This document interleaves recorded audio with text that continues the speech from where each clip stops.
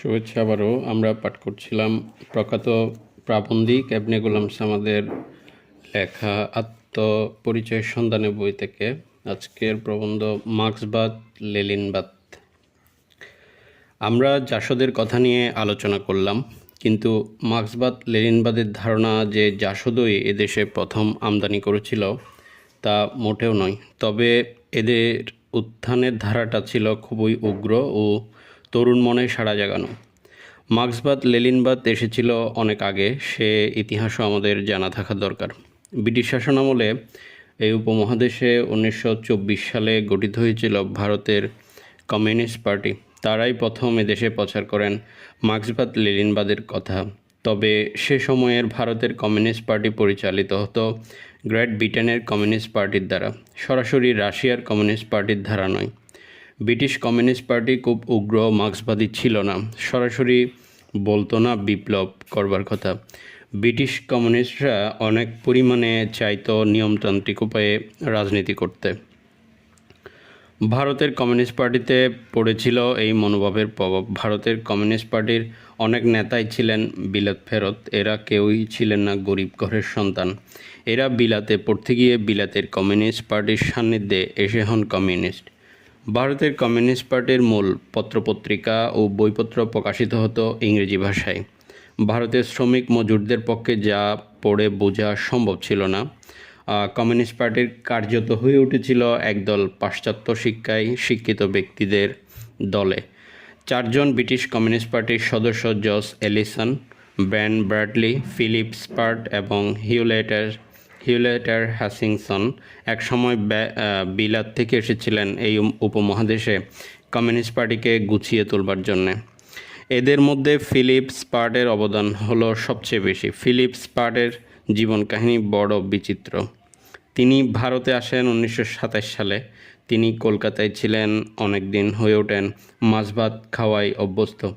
বিবাহ করেন এই উপমহাদেশেরই একজন নারীকে। ফিলিপ স্পার্ট যখন এই দেশে আসেন তার বয়স ছিল 27 বছর। ইনি বিলাতে চাকরি পেতে পারতেন, কারণ ইনি ছিলেন ক্যামব্রিজ বিশ্ববিদ্যালয়ের অনার্স গ্র্যাজুয়েট। কিন্তু বিলাতের সুখের জীবন ছেড়ে তিনি আসেন এই উপমহাদেশের কমিউনিস্ট পার্টি গড়তে। কিন্তু পরে এই ফিলিপ স্পার্ট কার্ল মার্ক্সের বিপ্লববাদকে পরিত্যাগ করেন এবং হয়ে ওঠেন এর একজন ঘোর সমালোচক।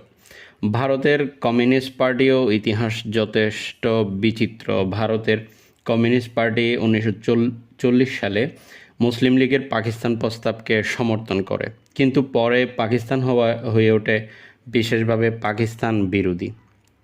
ভারতের কেরালা প্রদেশের বিখ্যাত কমিউনিস্ট নেতা EMS নাম্বুদ্রিপাদ তার স্মৃতিকথায় বলেছেন, ভারতের কমিউনিস্টরা যতগুলো বড় ভুল করেছেন তার মধ্যে পাকিস্তানের দাবিকে সমর্থন করা হলো একটি। ব্রিটেন চলে যাওয়ার পর ভারতের কমিউনিস্ট পার্টির উপর ব্রিটিশ কমিউনিস্ট পার্টির প্রভাব আর যাবার পর আগের মতো থাকে না। ভারতের কমিউনিস্ট পার্টি পরিচালিত হতে শুরু হয় সোভিয়েত কমিউনিস্ট পার্টির নির্দেশে। যেহেতু পাকিস্তান মার্কিন রাষ্ট্রের সঙ্গে সামরিক চুক্তি করে, তাই রাশিয়া হয়ে ওঠে বিশেষভাবে পাকিস্তান বিরোধী। আর এই উপমহাদেশে কমিউনিস্টরা বলতে থাকেন পাকিস্তান হলো একটি প্রতিক্রিয়াশীল রাষ্ট্র, এর বিলুপ্তি ঘটাতে হবে। তারা হয়ে ওঠেন বিশেষভাবে পাকিস্তান বিরোধী। এমনকি পাকিস্তানের কমিউনিস্ট পার্টিও হয়ে ওঠে পাকিস্তান বিরোধী। 1948 সালে চীনে কমিউনিস্টরা রাষ্ট্র ক্ষমতায় আসে। প্রথম দিকে চীন ও সোভিয়েত ইউনিয়নের মধ্যে গড়ে ওঠে বিশেষ মৈত্রীর বন্ধন, কিন্তু পরে শুরু হয় ঝগড়া। সারা পৃথিবীর কমিউনিস্ট আন্দোলন দুই ভাগে বিভক্ত হয়ে যায়। এক ভাগকে বলা হতে থাকে মস্কোপন্থী, আর অপর ভাগকে বলা হয়ে থাকে পিকিং পন্থী, অর্থাৎ বেইজিংপন্থী। 1962 সালে সেপ্টেম্বর মাসে হিমালয় ফ্রন্টে ভারত চীন যুদ্ধ বাধে সীমান্তের চিহ্নিতকরণ নিয়ে। কিন্তু পাকিস্তান এই সময় থেকে হয়ে ওঠে চীনের মিত্র। এই সময় থেকে পিকিংপন্থী কমিউনিস্টরা বিশেষভাবে সমর্থন করতে থাকেন পাকিস্তান সরকারকে। 1971 সালের 13 এপ্রিল চীনের প্রধানমন্ত্রী চৌ এন লাই বলেন, বহিরাক্রমণ থেকে পাকিস্তানের অখণ্ডতা রক্ষার জন্য গণচীন প্রতিশ্রুতিবদ্ধ। তবে চীন 1971-এ সরাসরি ভারতের সঙ্গে যুদ্ধে জড়াতে চায়নি। কেননা চীনের উত্তর সীমান্তে সোভিয়েত ইউনিয়ন প্রচুর সৈন্য সমাবেশ করেছিল। চীন ভারতের সঙ্গে যুদ্ধে জড়ালে সোভিয়েত ইউনিয়ন চীনের উত্তর সীমান্তে হামলা করতে পারত। সেটা ঠেকানো চীনের পক্ষে বেশ কষ্টকর হতে পারত। চীন তাই হিমালয় ফ্রন্টে সৈন্য সমাবেশ করলেও ভারতকে সরাসরি আক্রমণ করতে আসে না। তবে চীনের এই সৈন্য সমাবেশের কারণে হিমালয় ফ্রন্টে আটকা পড়ে ভারতীয় সেনাবাহিনীর একটা বিরাট অংশ। কিন্তু মার্কিন যুক্তরাষ্ট্র বঙ্গোপসাগরে পাঠায় তার নৌবহর। মার্কিন চাপে ভারত যুদ্ধ স্থগিত করে। পাকিস্তান আর যুদ্ধ না করে পূর্ব পাকিস্তানের ভারতের কাছে আত্মসমর্পণ করেন। কিন্তু লক্ষ্য করবার বিষয়, এই আত্মসমর্পণের সময় বাংলাদেশের কোনো প্রতিনিধিকে উপস্থিত থাকতে দেয়া হয় না। যুদ্ধটা প্রকৃত প্রস্তাবে দাঁড়িয়ে যায় ভারত পাকিস্তান যুদ্ধে। এরপর 1972 সালের 3রা জুলাই ভারত ও পাকিস্তানের মধ্যে হয় সিমলা চুক্তি। সিমলা সম্মেলনেও ডাকা হয় না বাংলাদেশকে। সিমলা চুক্তি অনুসারে সব পাকিস্তানি যুদ্ধবন্দীকে বিনা বিচারে মুক্তি দেওয়া হয়। কারো যুদ্ধাপরাধের জন্য বিচার করা হয় না। বাংলাদেশের চীনপন্থী কমিউনিস্টরা শেখ মুজিব সরকারকে রাখতে চান ব্যতিব্যস্ত করে। যেমন 1973 সালের 28 সেপ্টেম্বর চীনপন্থী কমিউনিস্টদের একটি দল রাজশাহী বাগমারা থানার দামনাস ফাঁড়ি লুট করে। 8 জন পুলিশ নিহত হয়। 1973 সালের 3রা অক্টোবর রাজশাহী থানার 5 বন্দর ফাঁড়ি লুট করেন চীনপন্থী কমিউনিস্টদের আরেকটি দল। এরা পরে তানোর থানায় অভ্যুত্থান ঘটান এবং ওই অঞ্চলে এদের নিয়ন্ত্রণ কয়েকদিনের মধ্যে প্রতিষ্ঠিত রাখেন। এর ফলে চীনপন্থী কমিউনিস্টদের ওই দলের প্রায় 90 জন মারা যান বাংলাদেশ সরকারের সেনাবাহিনীর সঙ্গে লড়াই করে। ওরা ঘেরা পড়ে যান রাতের অন্ধকারে দিক ভুল করে। এরকম সংঘাত এখানে সেখানে চলতেই থাকে শেখ মুজিবের মৃত্যুর পর নতুন সরকার গঠিত না হওয়া পর্যন্ত। চীন মোস্তাক সরকারকে স্বীকৃতি দেয় 31 আগস্ট 1975 সালে। মোস্তাক সরকারের সঙ্গে সংঘাতে জড়াতে চান না বাংলাদেশের চীনপন্থী কমিউনিস্টরা। জিয়া ক্ষমতায় আসার পর চীনপন্থী কমিউনিস্টরা তাকে সমর্থন যোগাতে থাকে সর্বতোভাবে। চীনপন্থীরা অবশ্য সকলে ঠিক এক দল ছিলেন না। এদের মূল দলের নেতৃত্বে ছিলেন তোয়াহা। কিন্তু তিনি মোস্তাকের পর জিয়া ক্ষমতায় আসলে তাকে সমর্থন জানান সর্বতোভাবে। লেনিনের একটি বই আছে সাম্রাজ্যবাদ বা ইম্পেরিয়ালিজম নামে। লেনিন তার এই বইতে বলেন, আধুনিক সাম্রাজ্যবাদ হচ্ছে গণতন্ত্রের সর্বোচ্চ পর্যায়। সাম্রাজ্যবাদ ধ্বংস হবে, কেননা সাম্রাজ্য দখল ও রক্ষা করবার জন্য এদের মধ্যে হতে থাকবে যুদ্ধ। অন্যদিকে এদের সাম্রাজ্যে অধিবাসীরাও স্বাধীন হতে তারাও ঘটাবেন অভ্যুত্থান। সাম্রাজ্যবাদ তাই টিকবে না। দেশে দেশে ঘটবে সমাজতান্ত্রিক বিপ্লব। লেনিন তার বইতে ব্রিটেন, ফ্রান্স ও নেদারল্যান্ডের যথেষ্ট সমালোচনা করেছেন। কিন্তু লেনিন যখন তার বই লেখেন তখনও তিনি রাশিয়ায় ক্ষমতায় আসেননি। মনে হয় তিনি অনুমান করেছিলেন ক্ষমতায় আসতে পারবেন বলে। তিনি রাশিয়ার সাম্রাজ্যবাদিতার কোনো সমালোচনা তার এই বইতে করেননি। ডেকে রেখেছেন রাশিয়ার সাম্রাজ্যবাদী চরিত্রকে। কিন্তু এখন আমরা দেখতে পেলাম সোভিয়েত ইউনিয়নকে ভেঙে পড়তে। এখন মনে হচ্ছে রুশ সাম্রাজ্যবাদ ছিল অন্যান্য দেশের সাম্রাজ্যবাদের তুলনায় অনেক বেশি সাম্রাজ্যবাদী। এখন আমাদের দেশে কিছু কিছু লোক মনে করেন লেনিন ছিলেন সাম্রাজ্যবাদ বিরোধী, কিন্তু তিনি তা ছিলেন না। তিনি ছিলেন বিরাট রুশ সাম্রাজ্যকে টিকিয়ে রাখারই পক্ষে। এসব কথা বলছি এই কারণে যে আমাদের দেশে মস্কোর ঐতিহ্যবহ কমিউনিস্টদের বেশ কিছু প্রভাব থেকে গিয়েছে এবং তারা বলছেন মার্ক্সবাদ, লেনিনবাদ সর্বহারার মতবাদ। আর এদের কিছু প্রভাব আমাদের রাজনীতিতে এখনও পড়তে পারছে। যদিও সোভিয়েত ইউনিয়ন এখন আর টিকে নেই, খুদ রাশিয়ার লোক এখন চাচ্ছে উদার গণতন্ত্রের প্রতিষ্ঠা। বাংলাদেশের রাজনীতি প্রধানত থেকেছে ছাত্রনেতাদের দ্বারা পরিচালিত। এই ছাত্রনেতাদের উপর একসময় বিশেষভাবে পড়েছিল মার্ক্সবাদ, লেনিনবাদের প্রভাব। অন্যদিকে 1947 সালের পর থেকে বিশ্ব রাজনীতিতে আরম্ভ হয় ঠান্ডা লড়াই প্রভাব। অন্যদিকে পশ্চিমা দেশগুলো আর সোভিয়েত ইউনিয়ন, এই দুই পক্ষের মধ্যে প্রতিযোগিতা চলে, প্রকৃত যুদ্ধ এড়িয়ে একে অপরকে টেক্কা দেওয়ার চেষ্টা। বিশ্ব রাজনীতির এই পটভূমিতে আজকের পৃথক রাষ্ট্র বাংলাদেশের উদ্ভবকে ব্যাখ্যা করতে হলে মার্ক্সবাদ, লেনিনবাদ সংক্রান্ত কিছু আলোচনা এসে যায়, বাদ দেওয়া চলে না। মার্ক্সবাদ লেনিনবাদ এখন আর আগের মতো আদৃত নয়। সোভিয়েত ইউনিয়ন ভেঙে পড়েছে আত্ম অসঙ্গতির কারণে। সোভিয়েত ইউনিয়ন ভেঙে দেওয়ার জন্য একটিও গুলি খরচ করতে হয়নি মার্কিন যুক্তরাষ্ট্রকে।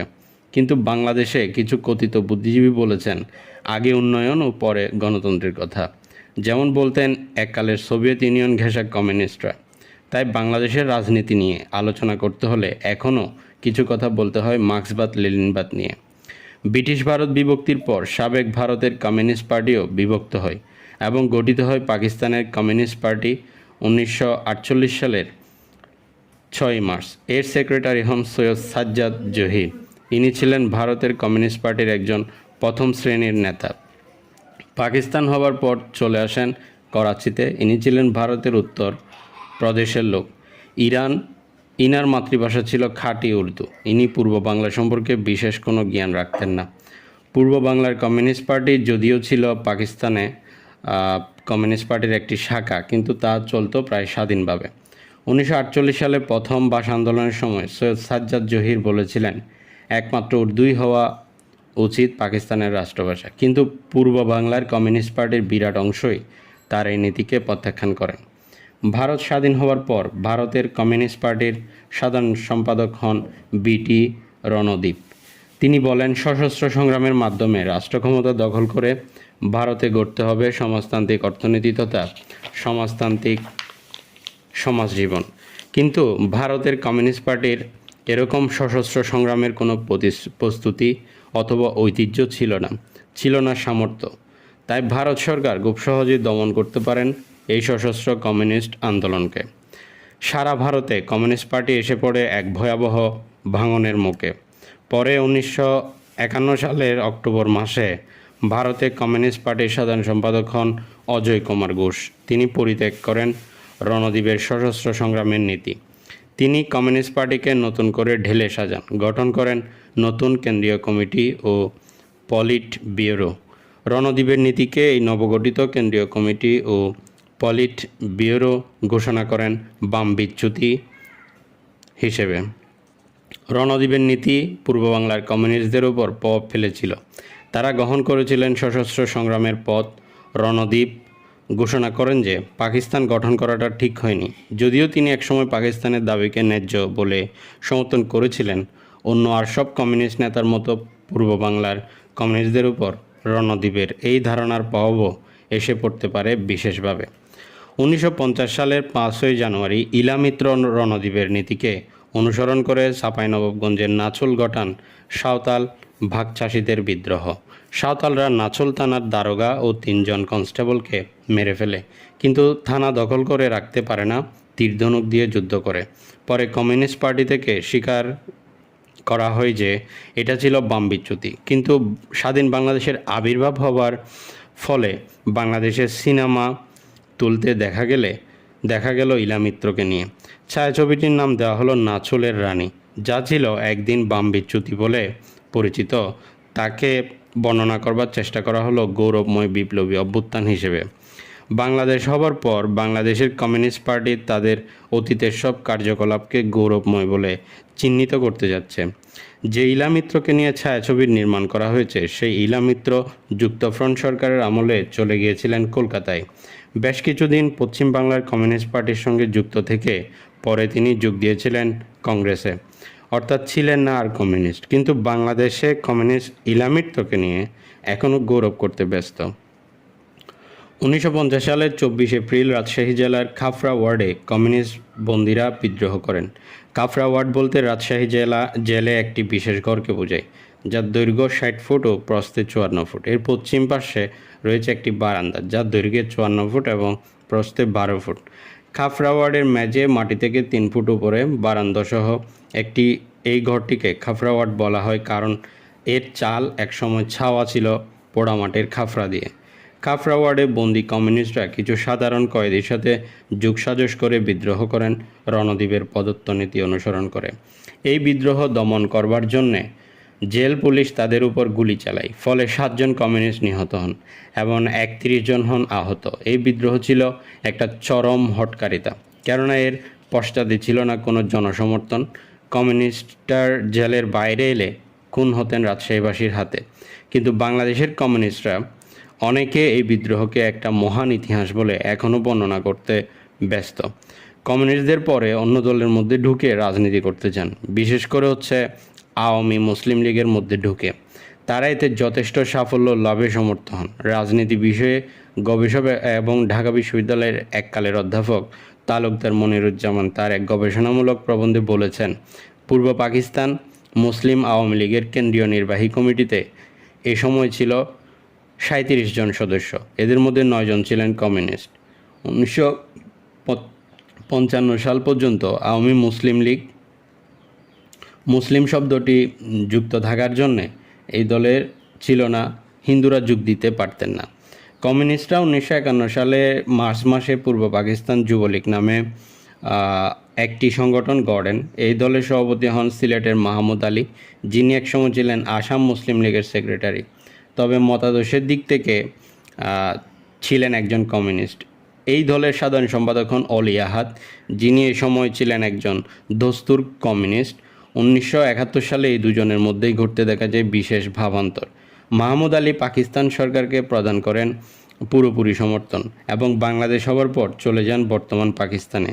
অন্যদিকে অলি আহাদ হাত মেলান খন্দকার মোস্তাক আহমদের সঙ্গে, কারণ তিনি মনে করেন ভারত আসলে চাচ্ছে বাংলাদেশকে একটি করত মিত্র রাজ্য বানাতে। ভারতকে বিশ্বাস করা যায় না এবং বিশ্বাস করা উচিত না। ইতিপূর্বে 1965 সালে পূর্ব বাংলার কমিউনিস্টরা পিকিং ও মস্কোপন্থী দুভাগে ভাগ হয়ে যান। ভারতে এই বিভক্তি ঘটে 1964 সালে। তাজউদ্দিন ছিলেন একজন মস্কোপন্থী কমিউনিস্ট। এই কারণে 1971 সালে ভারতে যেয়ে তার পক্ষে কমিউনিস্টদের একদল ভাবতেন মস্কোর নেতৃত্বে সারা বিশ্বে প্রতিষ্ঠিত হতে পারবে সমাজতন্ত্র, আর অন্য দল ভাবতেন চীনের নেতৃত্বে সারা বিশ্বে প্রতিষ্ঠিত হতে পারবে সমাজতন্ত্রের সমাজ ব্যবস্থা। কিন্তু এখন সোভিয়েত ইউনিয়ন ভেঙে পড়েছে। অন্যদিকে চীনে কমিউনিস্টরা ক্ষমতায় থাকলেও গ্রহণ করেছেন বাজার অর্থনীতির পথ। বাংলাদেশে মার্ক্সবাদ লেনিনবাদ এখন আর আগের মতো আদৃত নয়, বরং বলতে হয় তা অবক্ষয়েরই পথে, কিন্তু মৃত প্রায় হলেও তা মরে যায়নি। কথা হবে পরবর্তী আরেকটি প্রবন্ধে।